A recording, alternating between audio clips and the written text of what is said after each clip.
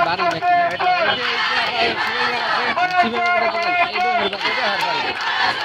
এই দোকান খুলছিল?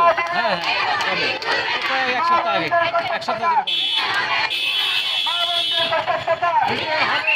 হবে। আমরা সবাই মিলে